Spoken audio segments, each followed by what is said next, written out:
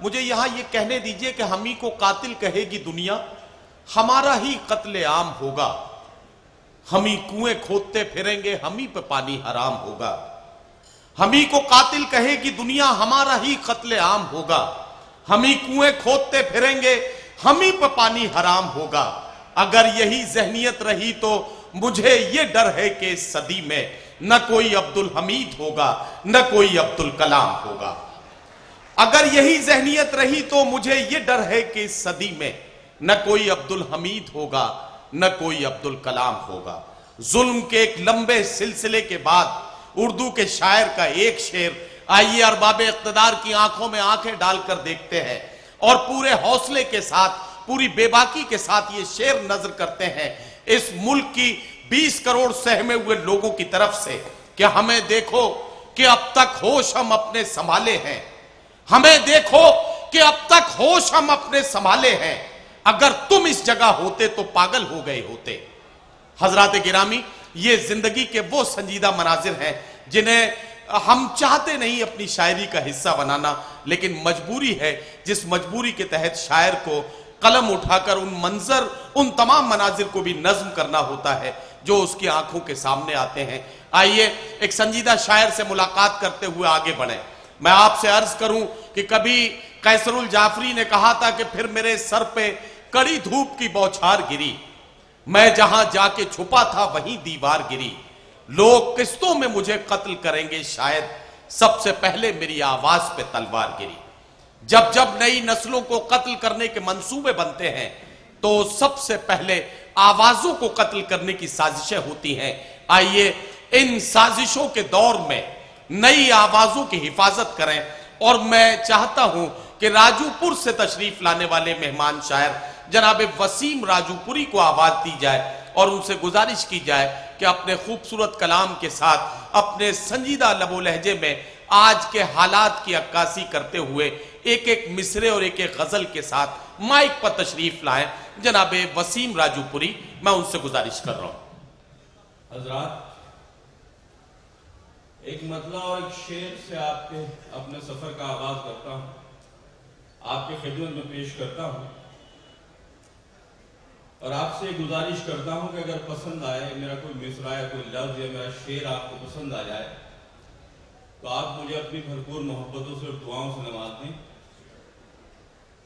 عرض کرتا ہوں کہ ازل سے یاد رکھنا تا ازل ہو ہی نہیں سکتا، واہ، ازل سے یاد رکھنا تا اجل ہو ہی نہیں سکتا، کوئی قرآن سے بڑھ کر اٹل ہو ہی واہ واہ واہ، ازل سے یاد رکھنا تا اجل ہو ہی نہیں سکتا، کیا کہنا، کیا کوئی قرآن سے بڑھ کر اٹل ہو ہی نہیں سکتا، یہی قانون ہے اپنا، یہی ایمان ہے اپنا، شریعت میں کوئی رد و بدل ہو ہی نہیں، واہ واہ واہ واہ، بھائی کیا کہنا وسیم راجو پوری صاحب، واہ واہ واہ واہ، بہت شکریہ۔ یہی قانون ہے اپنا، یہی قانون ہے اپنا، یہی ایمان ہے اپنا، شریعت میں کوئی رد و بدل ہو ہی نہیں سکتا۔ بہت شکریہ حضرات۔ ایک مطلب ایک شعر آپ کی خدمت میں پیش کرتا ہوں۔ عرض کرتا ہوں کہ ہزاروں کوششیں کر کے بھی غربت ہار جاتی ہے، ہزاروں کوششیں کر کے بھی غربت ہار جاتی ہے، یہاں پر رشوتیں چلتی ہیں محنت ہار جاتی ہے، واہ واہ واہ، یہاں پر رشوتیں چلتی ہیں محنت ہار جاتی ہے، اور امیر شہر کی چوکھٹ سے راشن کی دکانوں تک، کیا کہنا، امیر شہر کی چوکھٹ سے راشن کی دکانوں تک ضرورت مند لوگوں کی ضرورت ہار جاتی ہے۔ واہ واہ واہ، بہت شکریہ حضرت ڈاکٹر نواز دیوبندی صاحب کا حکم، اور میں آپ سے روبرو بہت شکر گزار ہوں۔ حضرات، میں چاہتا ہوں کہ میں تھوڑی شاعری آپ کی خدمت میں پیش کروں۔ مجھے آپ کی خدمت میں ایک نظم پیش کرنی ہے۔ میں اس سے پہلے چاہتا ہوں کہ اس کا نظم کا تھوڑا سا ماحول بن جائے۔ عالی مرتبت اعظم خان صاحب یہاں تشریف رکھتے ہیں، اور ہمارے اس خوبصورت مشاعرے کی صدارت پروفیسر وسیم بریلوی صاحب فرما رہے ہیں۔ میں چاہتا ہوں کہ کچھ شاعری آپ کی خدمت میں پیش کی جائے. ایک مطلب ایک شعر پیش کرتا ہوں. عرض کرتا ہوں کہ یہ زمانہ بڑا شاطر ہے. یہ زمانہ بڑا شاطر ہے. نظر دیکھ نہ لے میری آنکھوں میں محبت کا اثر دیکھ نہ لے. واہ واہ. یہ زمانہ بڑا شاطر ہے. نظر دیکھ نہ لے میری آنکھوں میں محبت کا اثر دیکھ نہ لے. اور آج کل جسم دکھانے کا چلن ہے ہر سو. پہلے عورت کو یہ ڈر تھا کوئی سر دیکھ نہ لے. واہ واہ واہ واہ واہ. بھائی کیا کہنا کیا کہ آج کل جسم دکھانے کا چلن ہے ہر سو. یہ زمانہ بڑا شاطر ہے. واہ واہ. نظر دیکھ نہ لے میری آنکھوں میں محبت کا اثر دیکھ نہ لے. اور آج کل جسم دکھانے کا چلن ہے ہر سو. واہ. پہلے عورت کو یہ ڈر تھا کوئی سر دیکھ نہ لے. عرض کرتا ہوں کہ وہ ایک آنسو جو تیری پلک پہ رکھا ہے. وہ ایک آنسو جو تیری پلک پہ رکھا ہے. گمان ہوتا ہے ذرہ فلک پہ رکھا ہے. واہ. وہ ایک آنسو جو تیری پلک پہ رکھا ہے. گمان ہوتا ہے ذرہ فلک پہ رکھا ہے. کیا کہنا. اب یہ شعر آپ تک پہنچا رہا ہوں, آپ اس کی حفاظت کریں کہ گمان ہوتا ہے ذرہ فلک پہ رکھا ہے. واہ واہ. تو چاہتا تو دلوں میں بھی سب کے رہتا مگر. تو چاہتا تو دلوں میں بھی سب کے رہتا مگر. تو دلوں میں بھی سب کے رہتا مگر تیری زبان نے تجھ کو سڑک پہ رکھا ہے. واہ واہ واہ واہ. حضرت آپ محبتوں سے اور دعاؤں سے نواز رہے ہیں. میں چاہتا ہوں تھوڑی سی شاعری سن لیں جی, اور مجھے اپنی محبتوں سے نواز دیں تاکہ میں سرخرو اپنے قصبے اپنے گھر جاؤں. میں عرض کرتا ہوں, ایک شعر آپ کی خدمت میں پیش کرتا ہوں. ارشاد. اصل میں جو ہمارے آس پاس کے جو ایک مضمون ہوتے ہیں میں انہیں اپنی شاعری بناتا ہوں. تو میں نے ایک مطلع کہا اور ایک شعر کہا. آپ کے گھر میں ماشاءاللہ والدین ہوں گے, آپ اپنے والدین سے محبت کرتے ہیں, میں بھی اپنے والدین سے محبت کرتا ہوں. تو میں نے وہاں سے یہ مطلع اور یہ شعر کہا. ارشاد. عرض کرتا ہوں کہ پڑھائی چھوڑ دوں اپنی کتابیں باندھ لوں اپنی. پڑھائی چھوڑ دوں اپنی کتابیں باندھ لوں اپنی. کتابیں باندھ لوں اپنی پروں کو کاٹ ہی ڈالوں اڑانے باندھ لوں اپنی. واہ. پروں کو کاٹ ہی ڈالوں اڑانے باندھ لوں اپنی. اور خیال آتا ہے کمزوری میں چلتے دیکھ کر اکثر اب اپنے باپ کی ٹانگوں سے ٹانگیں باندھ لوں اپنی. واہ واہ واہ واہ. کیا کہنا کیا کہنا. خیال آتا ہے کمزوری میں چلتے دیکھ کر اکثر اب اپنے باپ کی ٹانگوں میں ٹانگیں باندھ لوں اپنی. اور نظم سے پہلے یہ بھی خطہ ملاحظہ فرمانے کہ مل جائے گا ثواب ضرورت بھی ہوگی پر.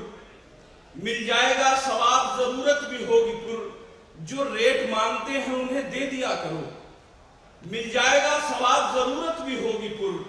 جو ریٹ مانگتے ہیں انہیں دے دیا کرو. اور سامان بیچتے ہیں ضرورت کا جو بزرگ کیا کہنا. ان سے بھی جان بوجھ کے کچھ لے لیا کرو. واہ واہ واہ. سامان بیچتے ہیں ضرورت کا جو بزرگ کیا کہنا. ان سے بھی جان بوجھ کے کچھ لے لیا کرو. واہ. میں ایک بڑی مختصر سی ایک نظم ہے صبر کو عنوان سے آپ کی خدمت میں پیش. جی بھائی پڑھیے ارشاد. عرض کرتا ہوں کہ ایک دن ایک غریب کا بیٹا اپنے والد سے پوچھ کے بیٹھا. واہ. کب تلک ایک روٹی بانٹیں گے, کب تلک دنیا ایسے کاٹیں گے.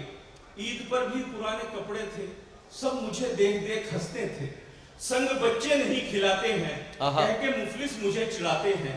کب تلک ہم سہیں گے ظلم و ستم, کب کرے گا وہ ہم پہ رحم و کرم.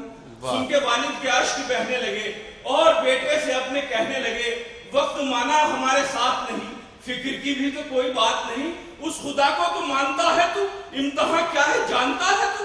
پہلے مشکل میں ڈال دیتا ہے پھر خدا امتحان لیتا ہے. وہی بندہ تو خاص ہوتا ہے امتحان میں جو پاس ہوتا ہے. واہ واہ واہ واہ. کیا کہنا ہے. واہ. عرض کرتا ہوں کہ ایک دن ایک غریب کا بیٹا اپنے والد سے پوچھئے بیٹھا کب تلک ایک روٹی بانٹیں گے, کب تلک دنیا ایسے کاٹیں گے.